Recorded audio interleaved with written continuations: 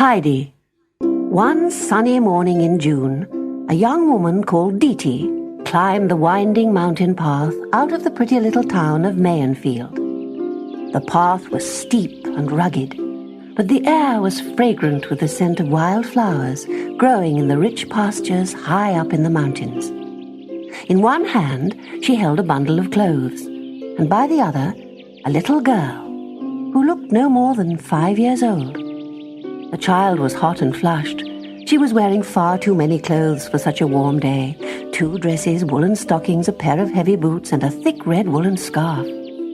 On they plodded, until, halfway up the mountain, they came to the tiny village of Dorfeli. The young woman stopped, and the little girl slipped her hand free and sat down on the ground. "Are you tired, Heidi?" asked Diti.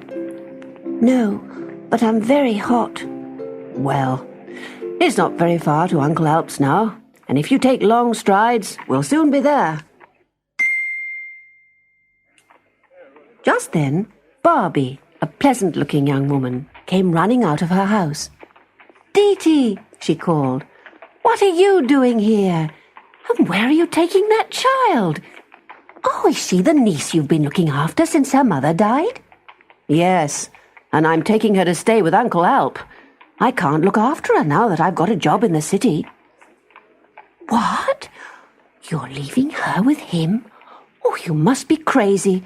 How can you think of such a thing? He's so wild. What does he know about looking after a small girl?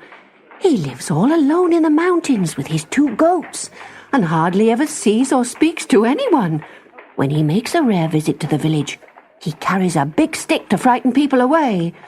Do you know, he doesn't even go to church anymore." "Well, what else can I do? He is her grandfather after all. He can look after her now. I've done my duty." While the 2 young women continued walking up the mountain path, chatting, Heidi skipped away from the path and into a lush green meadow. She had never felt so happy before. In the town where she had lived with her aunt, she had never been allowed to play outside. Now she ran and skipped and played among the flowers in the sunshine. But just as she thought about running back to her aunt, she saw a boy in baggy trousers with no shoes leading a herd of goats. Puffing and panting in her thick, heavy clothes, Heidi ran after him. The boy paused for a moment for the goats to nibble at the grass. Catching them up, Heidi sat down and listened to their little brass bells clanking in the warm breeze. At once, she began pulling off her boots, scarf, stockings, and dresses. "How many goats do you look after?" she asked the boy. "What are their names? Where are you taking them? Who do they belong to?" The boy smiled. Heidi was so full of questions that she didn't give him time to answer a single one. Then she heard her Aunt Diti shouting, "Heidi! What are you doing? And where are your clothes?" "Down there," said Heidi, pointing to the neat little pile of clothes in the grass. "I took them off. It was so hot. Anyway, the goats don't wear any clothes." "Come here at once, you silly girl," said Diti, grabbing Heidi's hand. "And you, Peter, bring that bundle of clothes. You can carry them up to Uncle Alps since you're going that way."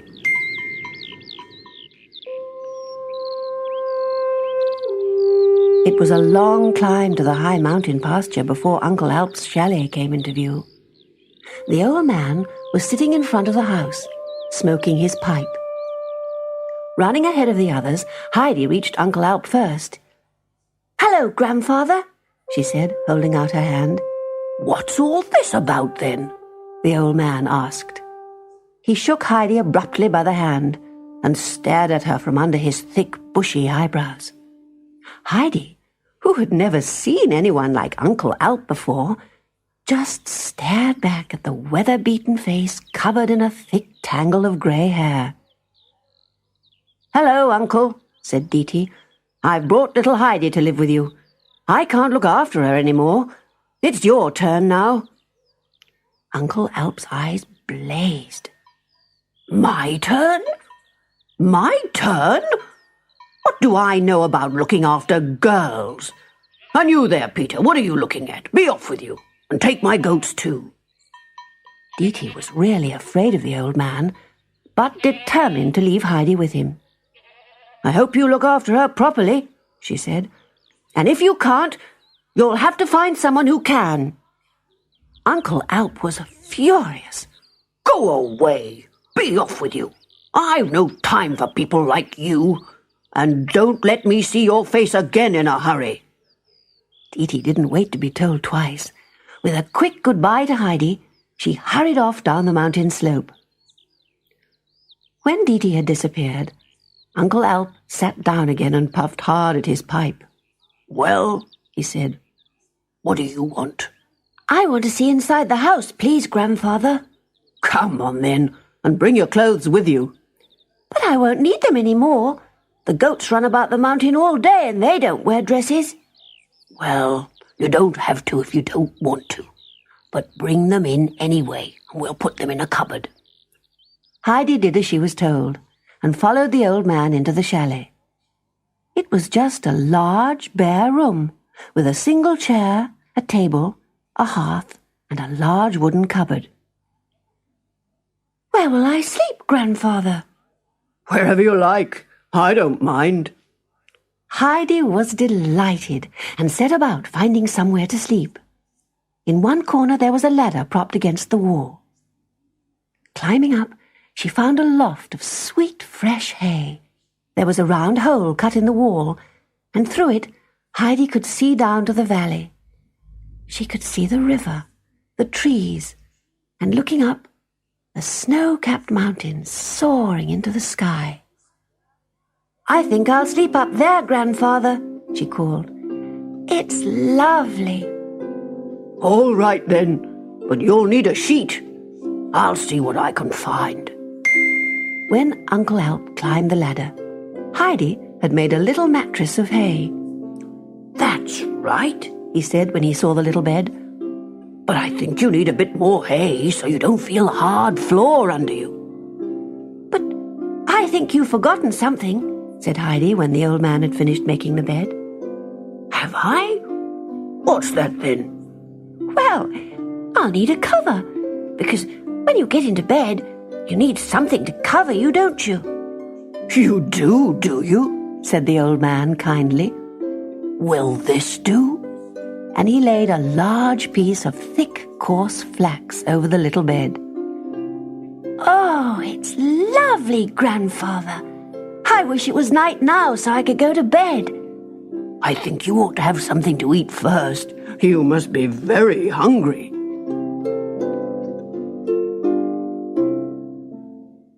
Uncle Alp followed Heidi down the ladder, and while he prepared their supper, Heidi put 2 plates and 2 wooden bowls on the table. "I'm glad to see you can be helpful," mumbled her grandfather. "But I don't know what you can sit on. That stool's far too small for you to reach the table." And with that, the old man pushed his own chair in front of little Heidi for her to use as a table. Then he poured her a bowl of milk and gave her a slice of bread and golden toasted cheese. After supper, Uncle Alp made Heidi her own special chair. Then, as evening came and the sound of the wind grew louder through the 3 old fir trees, Heidi heard a shrill whistle and the sound of bells. It was Peter, returning from the mountain pasture with Uncle Alp's goats. "Are those 2 ours, Grandfather?" asked Heidi. "Really, ours? What are their names? Will they always live with us?" "One question at a time, Heidi," the old man said. "The white one's called Little Swan, and the brown one, Little Bear. Now go and fetch your bowl while Peter milks the goat."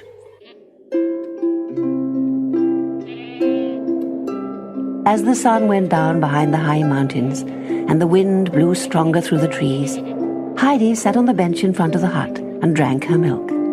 "Good night, Little Swan." "Good night, Little Bear," she called out as she went back into the hut. "Good night, Grandfather." "Good night, Peter." During the night, The wind grew stronger and stronger. It blew so hard that the old beams of the little hut creaked and groaned. In the goat shed, Little Swan and Little Bear huddled together, bleating.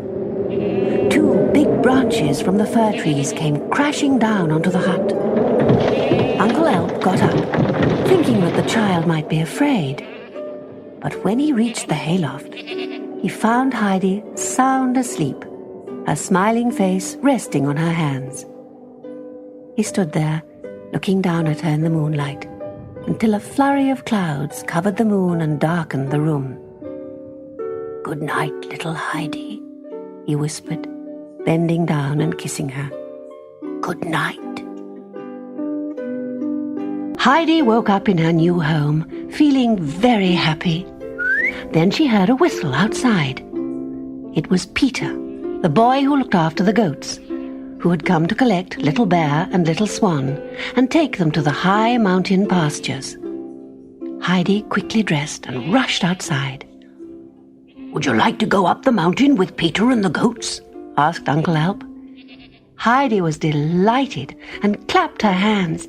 "Oh, yes, please, Grandfather."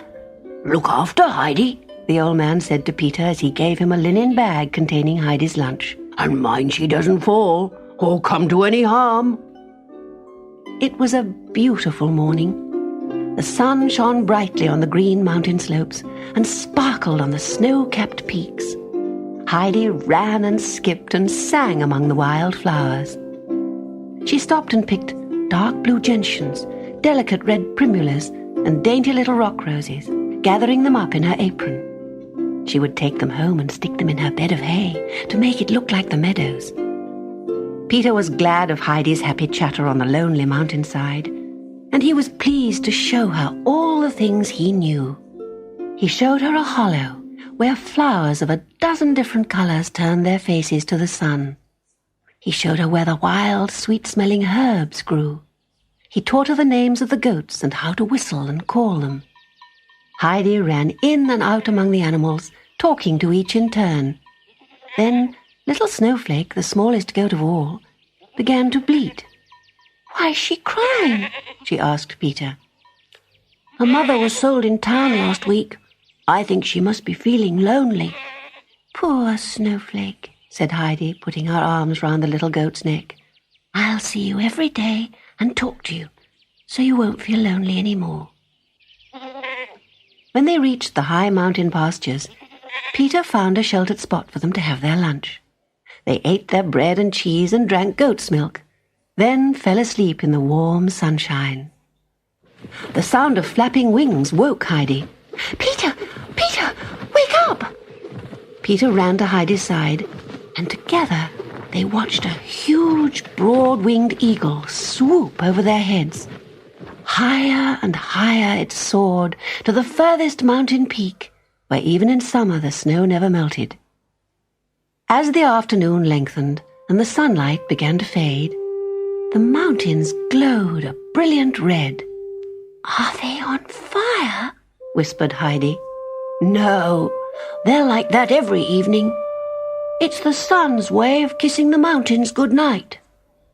Hand in hand, Heidi and Peter made the long journey back down the mountain to Uncle Alp's chalet. At last they saw him, sitting under the fir trees, puffing at his big curved pipe. Heidi ran to greet him, with Little Bear and Little Swan at her heels. "Good night, Heidi," called Peter. "Good night, Peter. Good night, Little Snowflake." Every day Heidi returned to the mountains with Peter and his goats. But then autumn came and brought strong winds that made the fir trees outside Grandfather's chalet sigh and moan. "The wind's too strong now for you to go climbing in the mountains," said Uncle Alp one day. So Heidi stayed at home and helped the old man make butter and yogurt and cheese out of goat's milk. But she was sad to see Peter and the goats go off every day without her. And Peter missed her too. The goats seemed so much happier when Heidi was there to pat and coax them. Then, one morning, Peter did not come for Little Swan and Little Bear.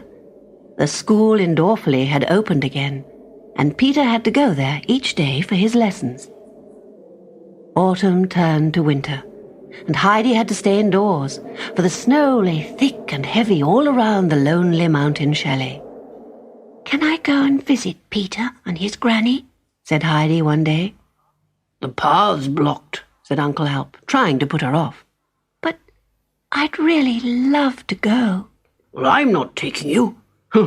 People don't think much of me down in Dorfley, and I've no time for people." But Heidi would not be put off. So, muttering and complaining, Uncle Alp took out his big wooden toboggan and fetched a thick flax blanket. Wrapping Heidi in it, he held her in his arms, then climbed onto the toboggan. The toboggan slipped over the snow so fast that Heidi gave a shriek of joy. "Oh, Grandfather, it's like flying!" He sat her down at the door of Peter's cottage. "I'll come back at 5 o'clock, Heidi. Meet me at the top of the path." Then he turned back up the mountain, pulling the toboggan behind him. "We've heard so much about you, Heidi," said Peter's mother, opening the door. She turned to a frail old lady sitting in a wooden chair. The old lady put her hands out towards Heidi. "What does she look like, Ursula?" "She's got dark, curly hair and a mischievous little face," said Peter's mother. "If I bring the lamp closer," said Heidi, "you'll be able to see me yourself." But Granny shook her head. "I'm afraid my poor old eyes haven't seen a thing for years." "What?" said Heidi, looking at her in horror. "Not even the snow? Or the fiery mountains when the sun kisses them goodnight?" "No, child. I'm always in the dark now. But it's not so awful. If only Peter would learn to read. I miss hearing the words of my old books." Heidi could not bear the idea. She rested her head in Granny's lap and burst into tears. Outside, the wind howled, and the shutters banged and crashed. Peter came home from school as the sun sank low. It was time for Heidi to leave. "Come back soon," called Granny as Heidi ran out to meet Uncle Alp standing at the top of the path. The old man said nothing as Heidi told him how poor Peter's family were. But when they next visited the cottage, he took along his tools and busied himself with all the repairs. All Dorfley heard of Uncle Alp's good deed and were amazed at the change in him. Heidi lived happily with her grandfather and grew strong and healthy in the pure mountain air. Then, one day, when she was 7 years old, her Aunt Diti returned. She was wearing a huge hat with a feather. "I've come for Heidi," she said as she bustled into the hut. Uncle Alp stared at her in amazement. "You didn't want her when I brought her, so I've come to take her back." Heidi slipped her hand in Grandfather's. She didn't want to go back to the city with her Aunt Diti. "You're not sending Heidi to school, I hear," she said to Uncle Alp. "Don't you know it's against the law? And you could be sent to prison." Diti grabbed Heidi's other hand. "I found a wealthy family in Frankfurt who want you to go and live with their invalid daughter. You're to keep her company, and in return, they'll make you into a lady." "Don't take me away, Aunt Diti. Oh, please, don't take me away." Uncle Alp paced the floor of the hut, shouting and cursing. But Diti was determined. They argued and shouted until, beside himself with rage, Uncle Alp shouted, "Be off with you then, woman, and never let me see you again with your silly hat and silly feather." And with that, he strode out of the chalet. Diti went to the cupboard and, taking out Heidi's things, rolled them into a bundle. She grabbed the little girl by the hand, pushed her out of the door, and marched her down the mountain to the railway station at Dorfley. As the mountain train approached, Heidi began to cry. She did not want to leave her friends in the mountains and return to the gloomy city. As the train pulled out of the station, Heidi waved goodbye to the mountains. "I'll be back," she whispered. "I will come back, Aunt Diti." It was evening when Heidi and her Aunt Diti reached Frankfurt. They walked through dark, narrow streets until they came to a large, gloomy-looking house. Diti rang the bell. "I brought Heidi to be a companion to Clara," she said when the butler opened the front door. They were shown into the study, where Clara was waiting for them with Miss Rottenmeier, the governess. Clara sat in a wheelchair and was as thin and as pale as a ghost. But she seemed very pleased to see Heidi. "What's your name?" asked Miss Rottenmeier. "My name's Heidi. What's yours?" "Don't be so rude. And Heidi is not a proper name. We shall call you Adelheid." "But I'm Heidi. And did you know your servant looks just like Peter the goatherd?" Clara giggled behind her hand, but Miss Rottenmeier was not amused. "What have you learned while you've been living with your grandfather?" Heidi thought for a while. "I've learnt that flowers die if you pick them, and that the fiery red on the mountains is the sun's way of kissing them good night. And I've learnt how to milk a goat and make cheese, and I've—" "Stop! I mean, what books have you been studying?" "Books? I haven't studied any books. I can't read." "Can't read?" spluttered Miss Rottenmeier. But Clara clapped her hands and laughed. "I think you and I are going to have fun, Heidi," she said when Miss Rottenmeier had left the room. The next morning, when Heidi woke, she jumped out of bed and ran to the tall window. But the curtains were thick and heavy, and when she crept behind them, the window was closed tight. Like a bird in a cage, she ran from window to window, trying to open them and breathe the morning air. After breakfast, there were lessons in the study. Heidi found it very hard to sit still and concentrate, and when Miss Rottenmeier was not looking, she chattered to Clara about Uncle Alp and the goats and Granny and tobogganing. Poor Heidi. Every morning was the same. She woke in the big, dark room and went to her dreary lessons. And though she came to love Clara, she missed her grandfather very much. Every afternoon, when no one was around, she would gaze out of the high, closed windows and imagine herself back in the mountains with Peter and his goats. As the weeks passed, she found that she could bear it no longer. So one morning, instead of wearing one of the dresses Clara had given her, she put on her old cotton petticoat and battered straw hat and crept out of her bedroom, determined to run away. But just as she was about to run downstairs, Miss Rottenmeier appeared on the landing. "Adelheid, where do you think you're going? I told you never to go out on your own." "But I'm not going out. I'm going home. Little Snowflake will be lonely, and Granny will wonder why I don't visit her anymore, and Grandfather needs me to help with the cheese, and I just must see the sun kiss the mountains good night." "Ungrateful little child," boomed the governess. "You have this fine house to live in, a nice soft bed, new dresses to wear, and Clara to talk to. What more do you want? And what's that stupid thing on your head? Take it off immediately." Miss Rottenmeier called out to Sebastian the butler, "Burn that hat the child is wearing." "Oh no, not my hat!" But Miss Rottenmeier snatched it off her head and gave it to Sebastian. Heidi ran to her room and wept until she thought her heart would break. But when she went to bed that night, she found her old straw hat hidden under the bed cover. Sebastian had saved it from being burned.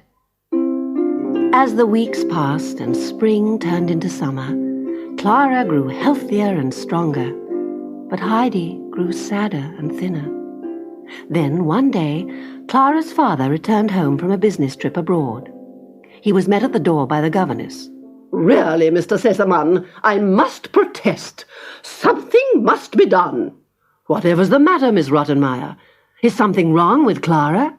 "It's that girl, Adelheid. She must go. She's a dreadful influence on Clara. Last week she brought stray kittens into the house, and she fills Clara's head with silly talk of goats and birds and cheese and And she still can't read a single word. Not a single word. Mr. Sesemann went up to his daughter's room, where he found her sitting at the window. "What's this I hear about Heidi upsetting you, Clara? Miss Rottenmeier says I should send her away." "Oh, no, Papa. She's my friend. Something exciting happens every day now Heidi's here. We have such fun, and I'm never lonely any more. Please don't send her away." So Heidi stayed on at the house in Frankfurt, though she often cried herself to sleep, wishing she was tucked up in her bed of hay in grandfather's attic. Then news came that another visitor was expected. It was Clara's grandmother, and when she arrived, Heidi liked her immediately. "You must be Adelheid," said grandmother with a smile. "Well, Lady Gracious, I always thought I was called Heidi." The old lady laughed out loud. "Lady Gracious! Is that how you speak to people in the mountains? You must call me Grandmamma, as Clara does, and I'll call you Heidi. Now, come and open the present I've brought you." Grandmamma's present was a wonderful book of coloured pictures. There was a picture of a whale, and one of a boat, and one of a donkey, and one of a mountain. And there was a picture of a shepherd watching over a herd of goats. Heidi took one look at it and burst into tears. Grandmamma stroked her hair and said softly, "It reminds you of someone or somewhere, doesn't it? Shall I read you the story that goes with the picture?" "Oh, yes. Yes, please." Heidi made Grandmamma read her the story over and over again. She could never hear it often enough. "How I'd love to be able to read it myself," she sighed, resting her head on the old lady's knees. "Why don't you?" asked Grandmamma. "Oh, I can't read. Peter told me that it's far too difficult." After that, Grandmamma spent an hour every day teaching Heidi to read. It seemed so much easier to understand when she explained than when Miss Rottenmeier did. Gradually, the squiggles on the page began to mean something. And before very long, Heidi found she could read. At night, she would carry the beautiful book upstairs to bed and stare at the picture of the shepherd and the goats in their field at sunset. But Heidi told no one how much she missed the mountains. Clara was such a good friend now, and Grandmamma was so kind to her that it seemed wicked to be unhappy. But one morning at breakfast, when the girls had gone to their lessons, Grandmamma said to Mr. Sesemann, "Was Heidi so very thin when she first came from Dorfli?" "Thin? Everyone said she was so brown and healthy that she made poor Clara look like a ghost." "And did she have those awful dark circles under her eyes?" "What dark circles? She's always so cheerful." The old lady shook her head. "Well, she's breaking her heart over something, and it's making her very ill." Later that day, Grandmamma called Heidi and Clara to her room. "Clara," she said to her granddaughter, "do you like having Heidi here as your companion?" Clara laughed with surprise. "But of course I do. She's my best friend in all the world. I don't even mind being an invalid now that Heidi's here." "But supposing Heidi were ill, so ill that she had to be sent away for a while to get better?" "Heidi mustn't be ill. Of course we must send her away if it would make her better." Grandmamma kissed Clara. "I thought that's what you'd say. Heidi, you're suffering from homesickness, and that can be a very terrible illness." "Homesickness?" said Heidi in confusion. "But where will you send me?" Grandmamma's face looked so serious. "There's only one cure for homesickness, and only one place you can go to be cured." "Where? Oh, where?" pleaded Heidi. "Why, home, of course," laughed Clara. Yes, you must go home to Uncle Alp and Granny and Peter and Ursula and all your other friends." Heidi could hardly believe her ears. But the next morning, her old straw hat was taken out of the cupboard and packed into a suitcase with some new dresses. Clara wept when it was time for Heidi to leave. Sebastian took her to the station, and soon the houses of Frankfurt were flashing past the window of the train. At Dorfli, Heidi was met by the miller, who drove her in his shabby horse-drawn cart to Uncle Alp's. Heidi saw again the lush green slopes, the snow-capped mountains, and the evening sun glowing red on the rocks. And when they were halfway up the mountain, Heidi saw Uncle Alp sitting outside his chalet, looking down over the valley. Jumping down from the cart, Heidi raced over to Uncle Alp, flung her arms around him, crying over and over again, "Grandfather! Oh, Grandfather!" The old man said nothing. Then, for the first time in many years, tears came to his eyes. "So, you've come back to your old grandfather, have you? Didn't they feed you in that big city? You've grown so pale and thin." "Nothing tasted nearly as good as the milk from Little Swan," she laughed, kissing the old man. She skipped happily after him into the little chalet, delighted to see that everything was just as she had remembered. Then she sat on her high stool and drank a bowl of milk. As the sun was sinking behind the mountains, Little Swan and Little Bear arrived. Heidi thought her happiness was complete. That night, tucked up in her little attic bed, she whispered, "I'm very silly, Grandfather. When I was in Frankfurt, I missed you, but now I'm here. I think I'm going to miss Clara." "Well, if it'll make you happy," the old man replied, "Clara can come and visit us here." And with that, Heidi fell asleep, happy to be home again in the mountains. The bells rang up from the valley, and the birds were singing in the trees when Heidi woke up in Uncle Alp's chalet. After breakfast, she set out to visit Peter's granny. Faster and faster she ran down the mountain path, until at last she saw the little cottage. "Gracious, that's just how Heidi used to come rushing in." "It's me, Granny! It's me, Heidi!" she said, racing inside, hugging the old blind lady and smothering her with kisses. Granny refused to believe it until her old hands had felt every curl of Heidi's hair. And all the while the child chattered about Frankfurt. There were no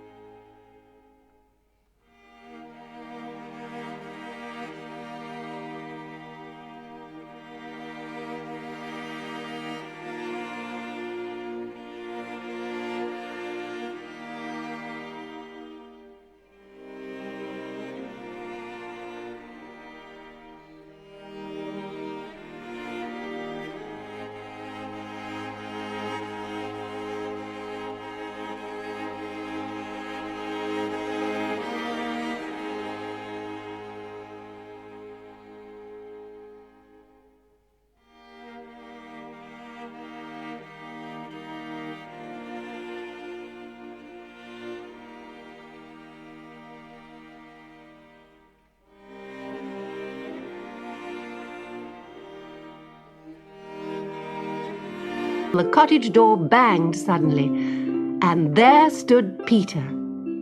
Heidi was so pleased to see him, she ran over and kissed him. She told him everything that had happened to her since she had last seen him, and how she had learned to read, and really how easy it was. And when Peter had to admit that he still could not read, Heidi said, "We'll go up to Hawk's Peak tomorrow, and I'll give you your first lesson. I'm going to teach you to read." Do you really think you can teach me? Peter asked. Of course I can. You'll see. All summer, Heidi and Peter and the goats roamed about on the Alps, high above Grandfather's cottage. Heidi saw the flowers and the birds again, and all those things she had so missed and longed for while in Frankfurt. No one in the world was happier, except perhaps Peter. With her help, day by day, he learnt to read. First letters, then words, then sentences, until he could read quite well from Granny's book of songs. Then one day, while playing outside the chalet, Heidi saw a party of strangers coming up from the village. She gave such a loud cry that Grandfather came rushing out to see what had happened. They've come! Oh, they've come at last! Look, Grandfather, look! The procession was making its way slowly up the mountain path.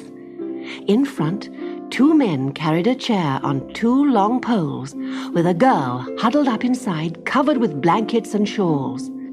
Behind them rode a lady on a fine white horse, and behind her came a man pushing an empty wheelchair, and a man with a bundle of coats and parcels.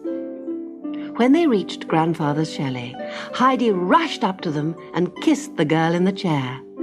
It was Clara, her friend from Frankfurt, and on the horse sat Clara's grandmamma.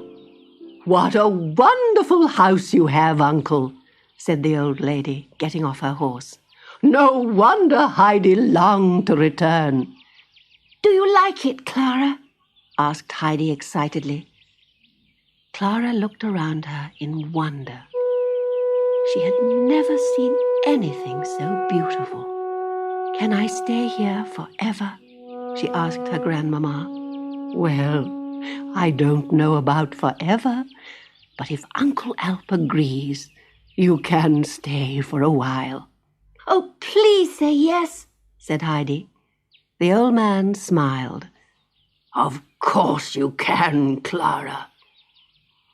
Then, after they had all eaten a meal of toasted cheese and milk, it was agreed that Grandmamma would return for Clara after 4 weeks. That night, as the sun was going down, Grandfather carried Clara up the ladder to the hayloft where Heidi slept. "It might seem strange to a young lady like you," he said, "but I think you'll be comfortable." "It's like a dream," said Clara. "I've heard Heidi talk about her haybed and the round window cut in the wall, but I never thought I'd be here myself, looking down the valley. It's just as you told me, Heidi, but twice as beautiful. And tomorrow I'll meet Peter and Granny and all the goats. Oh, I'm so happy." But Peter did not feel happy. He felt that Heidi had abandoned him for Clara, and when he came the next morning, he only grudgingly agreed to help Heidi push Clara's wheelchair up the mountain path. He saw Heidi show Clara all the things he had shown her, and felt betrayed. And when they stopped to eat their lunch, Peter's jealousy grew so strong that when the girls were not looking, he rushed over to the wheelchair, released the brake, and gave it a violent push. The chair rolled over the brow of the hill, faster and faster. In a flash, it was over the edge, breaking up into fragments on the jagged rocks below. my chair, cried Clara in horror. "How shall I ever get down? Oh, if only I could walk." We'll just have to help you down as best we can, said Heidi. Put one arm round my neck and the other through Peter's arm. Now lean as hard as you can, and we'll carry you down. But Clara was not light, and they soon tired of carrying her. Put your foot down firmly, said Heidi. Clara did as she was told. She placed one foot on the ground, then the other. Then, supported by Heidi and Peter, She tried to take a little step. "I think I can do it, Heidi." Slowly, painfully, Clara put one foot down, then another. "I can make proper steps. Look! I can make proper steps." Clara held on firmly to Peter and Heidi, but she found she could make proper steps. She was walking. Heidi was beside herself with joy. "If only Grandfather and Grandmama could see you! Now we can come to the mountains every day." They walked on a little further, then stopped to rest. The sun was warm, and soon, what with the exertions of the morning and the heady scent of the flowers, they all fell fast asleep.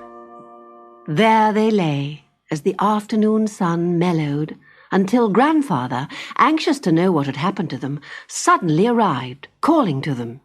Heidi woke up and rushed towards him. "Grandfather! Grandfather! Clara can walk!" What?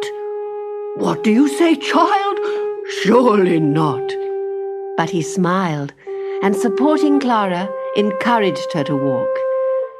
Slowly, carefully, the girl took a few steps, supported by Uncle Alp's strong arm. That's wonderful, he said, but we mustn't overdo it. And he lifted Clara up into his arms and carried her back to the hut. Early next morning, Grandfather said he would write to Clara's grandmama, inviting her to visit them, because they had something very special to show her. The days that followed were perhaps the happiest Heidi had known. Every day Clara woke up knowing she was getting better and stronger, and every day she was able to walk further. Several days passed before Grandmama wrote back, saying she would arrive the next day with Mr. Sesamon, Clara's father. Seated on the bench outside Uncle Alp's hut the next day, Heidi and Clara waited for their guests. At last they came. "What's this?" said Grandmama when she saw Clara. "Why aren't you in your chair?" Then, aided by Heidi, Clara got up and embraced her grandmama. Mr. Sesamon just stared at Clara, tears coming to his eyes. "Don't you know me, Papa? Have I really changed so much?" laughed Clara. Clara! His daughter, her face glowing with health, her hair bleached gold by the sun, was walking down the path towards him. He ran forward and caught her up in his arms. "Is it really you, my darling?" "It is, Papa, really. My chair got broken, so Peter and Heidi had to carry me. It made them so tired. I just had to walk. I had to." Then Heidi, Grandfather, Grandmama, and Peter joined them. Together they all went down to Peter's cottage to celebrate. The noise of their laughter rang across the valley and echoed off the mountains. Uncle Alp, shy and awkward in his best suit, sang a song from Granny's book. "You have a fine voice, Uncle," said Grandmama Sesamon. "You should sing in the church choir." And to everyone's astonishment, Uncle Alp said, "I think I might, if the church in Dorfli will have me. I'm thinking of taking Heidi to school down there next winter anyway." Only Peter felt unable to join in the laughter. He still felt guilty at having pushed Clara's wheelchair over the mountain. "Come here, boy," said Grandmother Sesamon, "and stand in front of me. You helped Clara to walk again, and you shall have a reward too." "No," he said almost in tears. "I had to help Clara. I pushed her wheelchair over the cliff because I was jealous. Heidi knows." but hasn't told anyone because she's my friend. But I know now that I did wrong, and I'm very sorry for it." Shaking and trembling, Peter stared at Grandmama Sesamon. "Well, yes, it was very wicked to push the chair away," said Grandmama. "But it made poor Clara walk. So there's no need to feel sad anymore." Soon, too soon, it was time for everyone to leave. Herr Sesamon and Grandmama had already decided that Clara must go with them. Many tears were shed when they had to say goodbye, but Grandmama said that summer would return, and Clara could once again come to stay with Uncle Alp and Heidi